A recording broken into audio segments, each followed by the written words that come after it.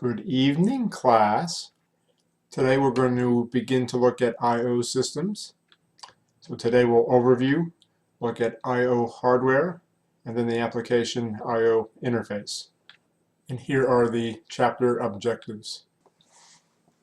All right, so computers aren't real useful if they can't communicate with the outside world, and they do that through I/O devices. As you can well imagine, I/O devices vary greatly from low bandwidth devices like keyboards and mice to disk drives and graphics cards. There's a pretty wide gamut of types of devices, bandwidths, latencies, all that interesting stuff. I/O devices connect through ports to buses and then generally communicate directly through device controllers, which then provide the interface to the main system bus and the CPU. As you've begun to see from the kernel module lab, device drivers are the software interface to I/O devices, and they provide an abstraction layer so that application programs in the kernel, higher levels of the kernel, don't have to know all the details of various types of disk drives, etc. So we've just talked about most of this here. I will point out here with respect to a controller or host adapter, these days often that's its own computer in the sense that it has a CPU that executes microcode, i.e. It's running software, and typically it offloads work from the main CPU so that the main CPU can focus on executing applications rather than managing I/O. And a few slides from that, when we talk to interrupts and DMA, we'll see how that's accomplished. So this figure is pretty generic. Here's the CPU and a bridge to the main system bus, and also a memory controller. So you can think of this as the MMU, where virtual to physical address translation occurs, caches, and then everything else is I/O. The graphics controller driving a monitor, a host adapter for hard disk drives, and then a bridge to lower bandwidth I/O devices, legacy serial port and parallel port, this would likely be a legacy keyboard connector. What's not shown here, for example, is a USB controller, which is what your current keyboard and mouse probably attached to the system via. So the device controllers might be memory mapped, so they grab a chunk of memory space and the CPU can communicate with them simply with loads and stores. Some systems have a separate I/O space that was where the I/O devices reside, and then rather than executing load and store instructions, there are typically instructions with opcodes like get and put that may just be single byte at a time instructions. So this is how the kernel and application software set modes for I/O devices. You set settings and then transfer data back and forth between the actual I/O devices and memory buffers in the kernel. All right, so this lists legacy I/O ports addresses for a PC. I kind of fondly remember some of these, like parallel port and serial port. Note that this isn't a very large address space for the graphics controller, so the frame buffer, which is where the visual data is stored, most likely isn't mapped into this space. On a high performance system, the frame buffer will be mapped into memory. All right, so let's say that a CPU issues a command to an I/O device. Let's say, for example, a disk drive to read a block of data. Well, what happens after that command is issued? Well, in the polling technique, the CPU sits in a tight loop waiting for constantly reading a status register from the device, waiting until the busy bit in the status register becomes 0, at which point the CPU can copy a byte, a word from the controller into memory.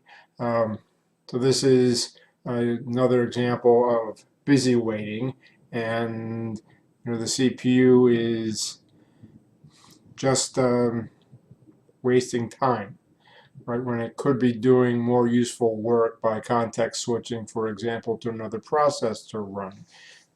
So that's the next sort of I/O handling that we'll look at. So interrupt I/O handling, the CPU issues a command to an I/O device, and then the CPU moves on and does other work, and eventually the device will raise an interrupt line, which the interrupt lines to the CPU are checked in hardware, so the software doesn't have to constantly be checking an interrupt register. Instead, that's handled by the hardware, and when an interrupt occurs, the interrupt handler gets invoked, which determines the cause of the interrupt and then handles the interrupt. So here's a flow. A process initiates I/O. So the syscall for that initiates an I/O on a controller. At that point, the CPU can, the kernel can perform a context switch and do other work. Eventually, within the controller, the I/O completes, so it issues an interrupt. The CPU receives the interrupt and invokes a handler to handle the interrupt, which will perform whatever bookkeeping is necessary for handling the interrupt, perhaps move data from one buffer to another, and of course, if a process was waiting on this, that process will be put into the ready queue and perhaps scheduled to run. So typically there is a table of interrupt vectors in low memory. These lists here all appear to be CPU exceptions, such as divide by 0, stack fault, page fault. The interrupt vectors for I/O devices would be placed are placed here. So these vectors correspond to they're simply pointers to the interrupt handlers. So the interrupt handlers themselves can be just about anywhere in memory, and these vectors will simply point to that. So, for example, when a divide error occurs, the data in vector 0, that word will be loaded into the program counter, and then the processor will continue executing. So it'll execute the divide by 0 handler installed by the operating system. All right, so we generally refer to hardware events as interrupts, software events as exceptions. So, for instance, a syscall is a software exception that is used to, remember, change the mode of the CPU from user mode to kernel mode in a controlled fashion so that user programs can't get control of the CPU in kernel mode. And we generally have the notion of priorities of interrupts. Some devices are more important than others from the point of view of their high bandwidth, or they may not hold on to their data for very long. So, for example, if interrupts came in simultaneously from, let's say, a mouse event and a gigabit network card, most likely that interrupt from the network card would take priority over the mouse, and what will typically happen is that lower priority interrupts are masked, which means that they're invisible to the processor. So a higher priority interrupt can interrupt a lower priority interrupt, but the converse won't happen because of masking. So the next thing we can do to relieve the CPU of some burden is to add a device on the system bus that handles the data transfers between memory and the I/O devices for the CPU. Otherwise, the CPU would be stuck transferring data from a buffer on a device controller into a buffer in RAM. So instead, that work is delegated to a DMA controller. And in essence, the operating system configures the DMA controller with a source address and a destination address and a buffer length. And as mentioned here, then there's some contention between the DMA controller and the CPU for main memory. So that's one consequence of using DMA. You don't get it for absolutely free. And more primitive DMA controllers only work with physical addresses, but we can further simplify things for the CPU with DMA controllers that are aware of virtual addressing, and with the capability, obviously, of reading page tables.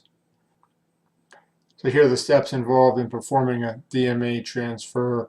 The operating system configures through the device driver the DMA controller. The DMA controller performs the data transfer between a device controller and main memory, and ultimately the DMA controller invokes an interrupt in the operating system to indicate that the I/O, the data transfer, has been completed. So given that there are many different types of I/O devices, that implies that at the application programming level, there are lots of different characteristics between I/O devices, such as, for something like a keyboard or a modem, that's character data, or for a disk drive, that's block data. Tape drive most likely be sequential access. A disk drive is random access, etc., etc., as you can see here. So here's the hierarchy between the I/O devices themselves, their controllers, the device drivers, which are the lowest layer of software, because these are communicating directly with the hardware. Some parts of these might actually be written in assembly language. And then these device drivers provide an abstraction to the kernel I/O subsystem. So the kernel I/O subsystem is where generic sorts of disk drives, whereas the drivers themselves handle the details of SCSI or SATA disk drives or floppies, etc., etc., etc. So here are some of the distinguishing characteristics between various I/O devices. I won't add anything to this table. So we've talked about how it's common for an operating system to abstract a device as a file. And we've talked about the use in Linux of I/O controls to provide richer interface to devices than beyond what is available through the file abstraction. I don't have too much to add here. This drive is typically accessed through the file system, but if you go in Linux, for example, if you go in /dev, you can access, if you have the correct privileges, you can access a disk drive directly, bypassing the file system. I'll skip this slide. Timers are important, as we know, for setting such things as a process is quantum and really keeping the time in order to compute wall times for process execution. Blocking I/O is easy to understand.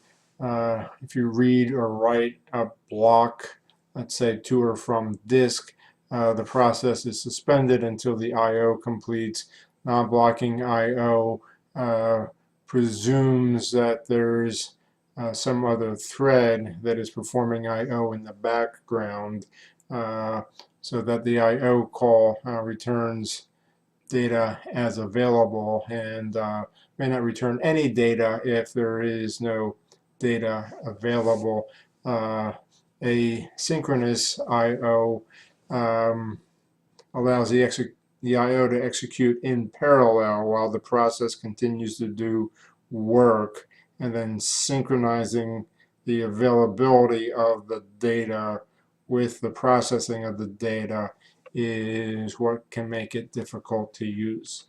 So here are the flows. So here we have an application program requesting an I/O, so that goes down through the kernel layers. Transfer occurs, the interrupt occurs, and then the process can begin executing. But during this time, it's been waiting. With asynchronous I/O, the I/O request is made and returns immediately.